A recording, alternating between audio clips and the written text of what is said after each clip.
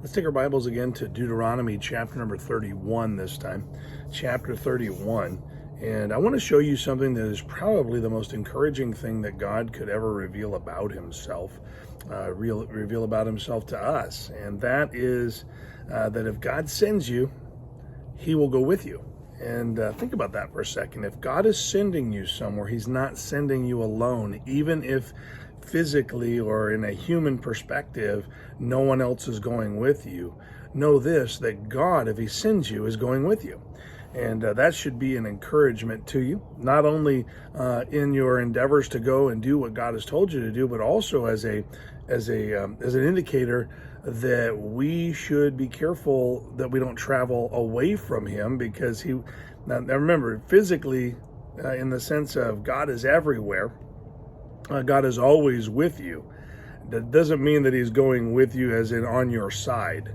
And so keep that in mind as he's talking to his own kids today in this one verse that we're going to look at. Remember, you can go anywhere and you cannot escape the eyes of the Lord and the presence of the Lord.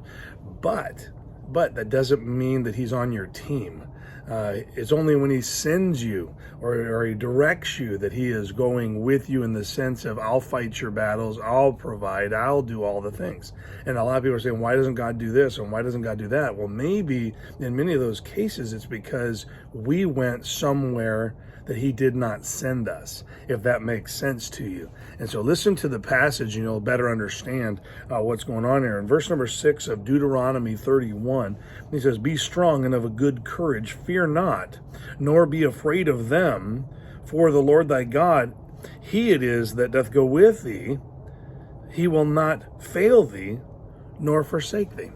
And so he says, I'm sending you, and I'm going to fight for you. I'm sending you, and I'm going to provide for you. It's me that has told you to go this direction. So if you go this direction in obedience to me, I'm going to do the heavy lifting.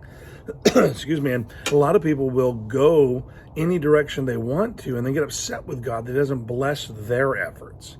Well, God blesses the efforts that are in obedience to him. And so I want to encourage you with this morning. Do not go your own way. That's important. Don't go your own way. You need to go the way that God directs you. And I think that most believers today are going whatever way they want to, as long as it's not listed as a sin. They believe they can do whatever they want. The truth is that God has given us a specific life to live. He has a specific direction he wants us to go into, lands that he wants us to conquer, not necessarily physically, but maybe some spiritual lands to conquer, some people to reach, some a set of experiences to have that he wants to take you through and protect you and provide for you and give you an understanding of who he is and raise your confidence. But if you go your own way, he's not able to do those things, not because he's limited, but because he's chosen not to bless disobedience. He only blesses obedience. And so I want to encourage you, walk by faith today in the direction that God leads you in, because he goes with you. And if he goes with you, he will not fail you. Even if it looks dark, God is doing something, and if you'll stay faithful to him, he will bring whatever he promised to pass. And so remember, today as you head out into your day, go the direction God has directed you, and he will go with you. Have a great day.